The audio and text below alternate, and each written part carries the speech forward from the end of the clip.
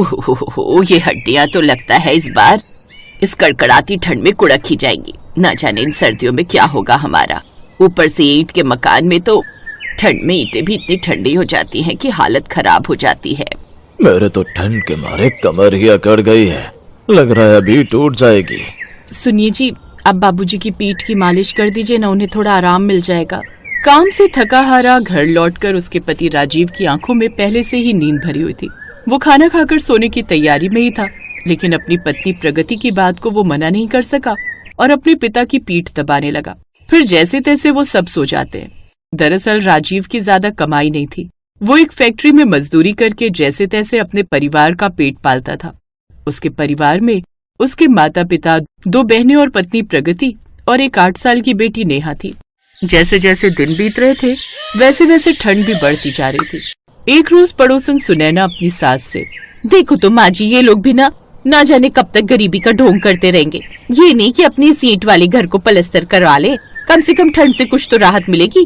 देखो तो कैसे सारी ईंटें उससे भीगी पड़ी हैं।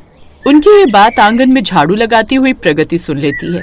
ऐ सुनैना, ये गरीबी का ढोंग किसे बोल रही हो? हमें कोई शौक नहीं है गरीबी का ढोंग करने का, समझी? वो तो हम ही जानते हैं कि हम पर क्या बीतती है।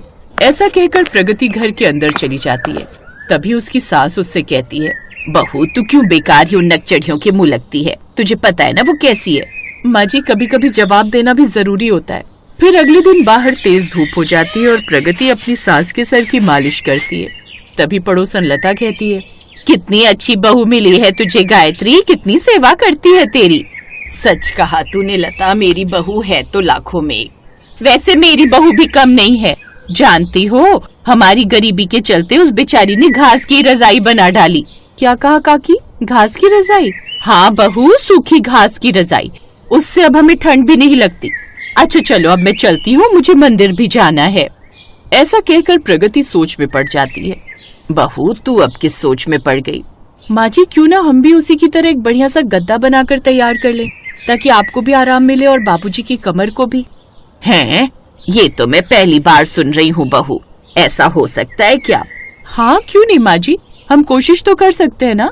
अब प्रगति खेत की ओर जाती है और सूखी घास उठाकर ले आती है। फिर घर आकर एक खोल में उस सूखी घास को पुराने कपड़ों के साथ गद्दा बनाकर तैयार कर लेती है।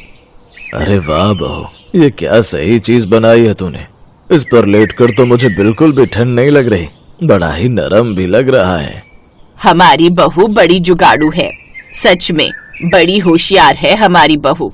अरे बस बस माँ जी, बहुत तारीफ कर रहे हो मेरी, ये तो बहुत छोटी सी बात है। खैर अब मैंने आप सबके लिए खाना बना दिया है, आप सब खाना खा लीजिए।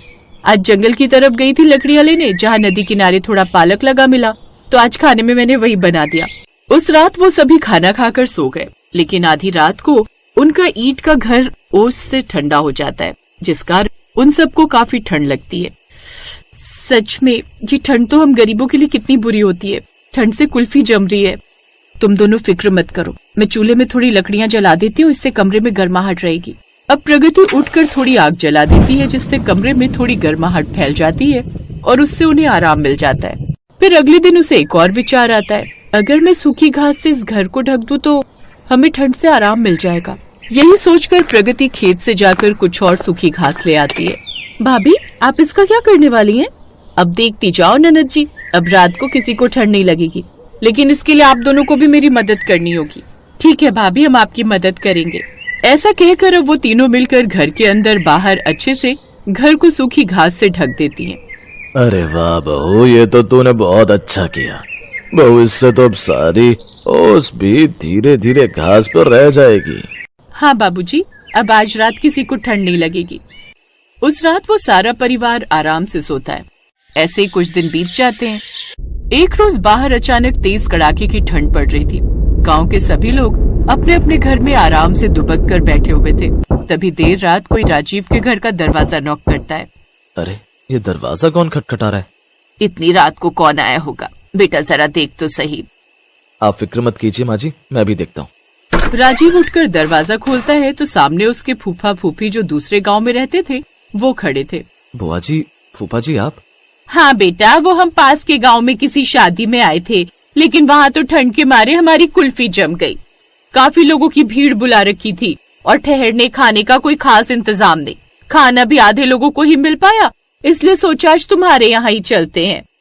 अरे तो ठीक किया बुआ जी, आखिर रिश्तेदार होते किस लिए, आ जाइए। अब वो उन्हें उस घास के गद्दे पर बिठाते हैं।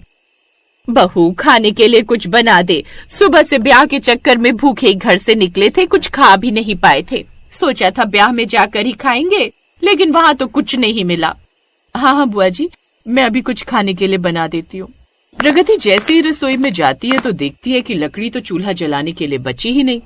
हे भगवान, अब चूल्हा कैसे जलेगा? सुनिए जरा यहाँ आइए। उसकी आवाज सुनकर राजीव किचन में आता है। क्या हुआ प्रगति? आपसे मैंने आते वक्त जंगल से लकड़ियां लाने को कहा था, आप लाए नहीं क्या? हे भगवान, लकड़ियां तो मैं लाया था, लेकिन थकावट के कारण आंगन में ही रखती। तुम रुको, मैं देख कर आता हूँ। हे भगवान, अब तक तो वो भी ओस से भीग गई होगी। राजीव आंगन में रखी लकड़ियां देखने जाता है, लेकिन वो पूरी तरह से ओस में भीगी हुई थी। अब वो अंदर आकर ये बात प्रगति को बताता है। अब क्या करें, खाना कैसे बनेगा? नहीं बनेगा तो कितनी बेइज्जती होगी। आप परेशान मत होइए जी, मैं हूँ ना, मैं सब संभाल लूंगी। अब प्रगति सूखी हुई घास निकालती है जो उसने किचन में रखी हुई थी। फिर उस सूखी घास को वो चूल्हे में डालकर आग जलाती है। अरे वाह भाभी, आपने तो घास का चूल्हा बनाकर तैयार कर दिया। अब हम जल्दी से उस घास के चूल्हे में खाना बनाकर तैयार कर लेते हैं।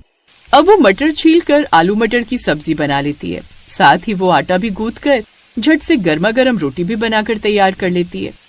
वाह वाह, क्या स्वादिष्ट खाना बनाया है बहू। सच में बहू, मजा आ गया। इतनी ठंड में गर्मा गर्म खाना मिल जाए और भला क्या चाहिए। अब वो सूखी घास को जमीन पर बिछाते हैं और उस पर पुरानी चादर बिछाकर सो जाते हैं। अगली सुबह मेहमान घर से चले जाते हैं। बहू, तू तो सच में लक्ष्मी आई है हमारे घर में। तेरे तेज दिमाग के कारण घर में लकड़ी ना होते हुए भी तूने कितने अच्छे से सब संभाल लिया। ठंड में घास के चूल्हे पर ही इसने खाना बना डाला। सबके मुंह से अपनी तारीफ सुनकर प्रगति बड़ी खुश होती है और राजीव भी अपनी पत्नी पर बड़ा गर्व महसूस कर रहा था।